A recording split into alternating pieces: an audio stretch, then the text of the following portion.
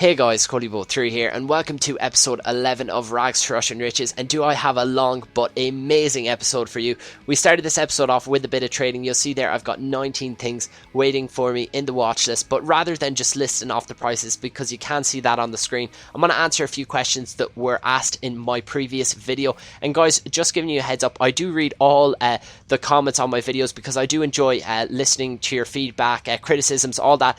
It's very much appreciated, and I do really appreciate all the comments that you do leave on my video. And I figured, hey, when you ask me questions, I might as well answer them, and this is probably the best time to answer them, rather than, as I said, just listing off the price, because you can see them there. I will be jumping in and out if I want to talk a bit about this current trading session that I'm just showing, or the amount of profit that I made, something like that. But anyways, the first question was, when is the best time to put your players up? Now guys, I find the best time is during the day, because a lot more people are on, a lot more people want to pick up them players for their team. So again, that's probably the best time, but there's always the option of putting them up overnight for 12 hours, and you will find a couple of them do sell then. But another question was similar to that. How long do I put my players up for? So whether it's 1 hour, 3 hours, 6 hours, I generally put them up for 1 hour during the day, because you'll find, unless it is a lot lower than the lowest bin, well, maybe $1,000 lower than the lowest bin, and you put it up for more than 1 hour, it probably won't sell until the final hour. So definitely put them up for an hour during the day. But if you're going to sleep, there's no point in only putting them up for 1 hour. You might as well stick them up for 6 hours, 12 hours, however long you sleep for. So yeah, that covers that question. And guys, this was my first trading session. I did make I ended up on 344,000 coins, so that was a profit of 34k, because I did start the episode off on 310,000. Well, I finished the last episode before I spent all the coins on these players, so that was an average of just under $2,000 per player, because we did have 19 players. But I wasn't happy with just this bit of trading that I done, so I went in and I actually done another trading session that you will see coming up after that, because 34k for one episode, you'll be like, hey guys, what is going on? You're like, Colibo3, come on, you got to be doing better trading than this. So that's exactly what I done. And anyways guys, the second question, I'm getting back to the questions again, is someone asked why all my players sell. Now the reason why all my players sell is because I put them up for in and around the lowest buy now, or the lowest buy now itself. And that's what you should always do before you do list players, because the market is always changing, the prices are always fluctuating on players. You should always look for that lowest buy now, and especially search the formation if it is a good formation, because it will go for that bit more in a good formation. So yeah, that's why all my players sell. Yeah, so there's my second trading session there. I did spend 235,000, but I did make a decent profit. I bought 22 players overall. But on to the last question, which is, will I be getting the best informs and man of the matches for the team, for the Chelsea team that I am building? And the answer is yes, I will be looking to get all the best informs, all the best man of the matches. Obviously the big one is Drogba, and that's just a pipe dream at the moment. If I get every single other player other than that, like man of the match Lampard, man of the match Czech, Cole, all them, I will be doing very, very well before FIFA 13 comes out.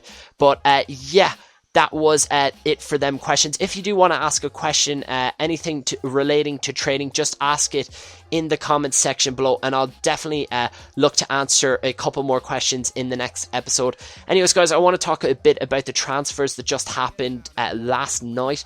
And there were some really interesting ones. Obviously, the big one in relation to this series was Hazard going to Chelsea, which was always going to be the big one for me. I was wondering when he was going to be put in packs, if he was going to be put in packs, but he was. And I seen the first one sold for 350k, or there was at least a bid of 350k on him, which is absolutely ridiculous. Seeing as I checked the lowest buy now just before I done this commentary, and he was at 90k and dropping rapidly. And to answer your question, guys, before you do ask it in the comments section below, I will be picking him up, but I'm not going to do it straight away. I'm going to wait a couple of weeks until I think his price is at his lowest, or in and around his lowest, and I don't think it's going to drop any further. So that's probably between 2 to 3 weeks I'll pick him up, because there's no point in buying him now for 90k and then looking in another 2 weeks and seeing he's going for like 15, 20, 25k. There's absolutely no point in doing that. But again, about the transfers, guys, it was just crazy, the market last night. There was just a lot of deals to be picked up, because people were just opening packs hoping to get, like, let's say Kagawa to Man United, And one thing I will say, it is a dangerous game trading with these players. I did do a bit of trading with them. I tried to do a bit with Jordi Alba when he came out of packs on Wednesday. I think he was the first transferred player. But yeah, guys, just to wrap up this bit of trading session, I did finish on 391,000. So that actually gave me a profit of 47k, which was an average of just over 2k profit.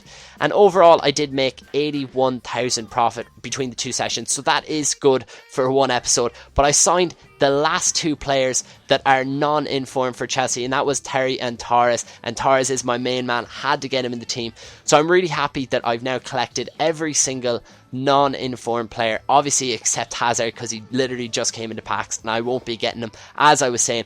But again, very, very happy that I hit it. This was a little milestone of mine, that I wanted to get every single non-informed player. So a big achievement for me was getting all them players. But I did jump in and I wanted to get playing with Torres on the PS3 and see just how beast he was, because everyone knows how amazing he is, especially on the Xbox, because I absolutely dominate with him.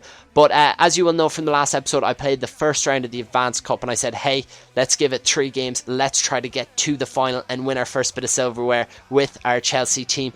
And the guy I come up against in the quarterfinal, he's got a really, really good team, a solid Liga BBVA team. He's got, the only one I think out of position there was Ramos. He was playing in centre back, but I don't blame him because Ramos has pace to burn. But the first goal does go to me. You'll see there, Torres just, he pounds on the mistake that the opponent made. Very, very bad defending by my opponent, and I just capitalised on that. Torres was there. He is the main man. He is the goal poacher himself. And again, good work by Drogba. Just, he was an absolute monster for me. I mean, his strength is insane. I mean, he holds players off absolutely ridiculously. And again, just going back to the transfers, actually, guys, Drogba is now out of packs, which is a very, very sad day for everyone involved, especially mainly for the fact that you know, I'm lucky that I did pick him up when I did, because I would have been paying an extra about 15k, because I think he's going for about, the lowest buy now I've seen was about 40k, and he was about 25 before that, so I was very lucky to pick him up when I did in the last episode. But the first game I did finish up with 4-1, but you'll see the stats there. He only had one shot, one on target, and scored with it, which is absolutely ridiculous. I dominated him, but that's always the way it goes. Sometimes you do draw them games 1-1 or lose 1-0, and you can blame it on scripting or momentum or whatever, but hey, it's just you not taking your chances, and that's generally the case with me. If I lose, I generally don't blame that stuff, and that's come up a lot of people making videos about it, but I don't know what my opinion is on it really. I think it's just if you don't take your chances, but hey, that's for another day. Anyways, this is the semi-final, and this game was quite open, I must say. You'll see Drogba is an absolute monster, just bases players off the ball, and who's there but Torres to hit home an overhead kick. And look at this ball by Bisingwa. Oh my god, his defender stood no chance. Brought his keeper out into no man's land. Bad move when you got Torres bearing down on you. And I actually got very lucky with that. It just bounced off the underside, the underbelly of the keeper. Underbelly, I like that word. And you'll see here Torres with a roulette when no one's around. He tried to block it on the line. He brought his player back, but it bounced right up for Torres. Very, very fortunate there. But he does grab a goal back here. You see a lovely through ball in. And who scores? Wait, is that Torres scoring for him?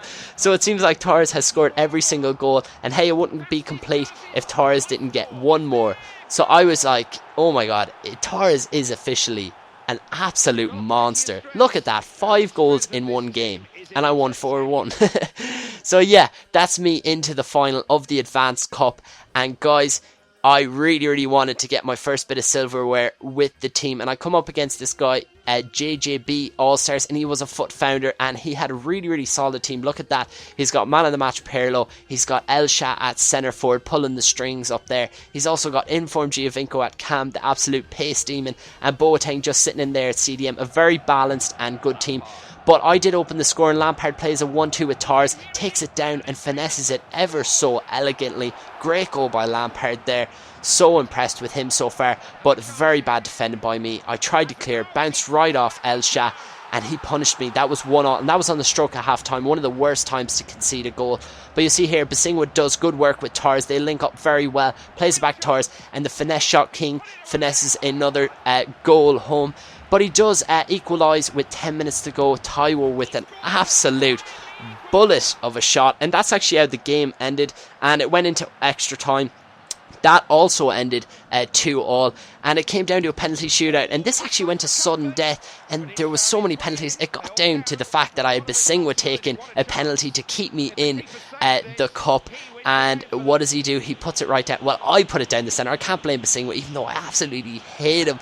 And he did win the Advanced Cup. But one good thing about it was I actually did get the coins for it, which was insane. And I think it's the fact that it is the team of the tournament. If you do have better stats in the final, or you have more shots on target possession, I don't know how they work it, but I did end up getting the coins for it, so that was a bit of justice, I suppose. But anyways, guys, that's it for this episode. I do hope you enjoy it. Leave a like if you did, and I will see you for the next episode.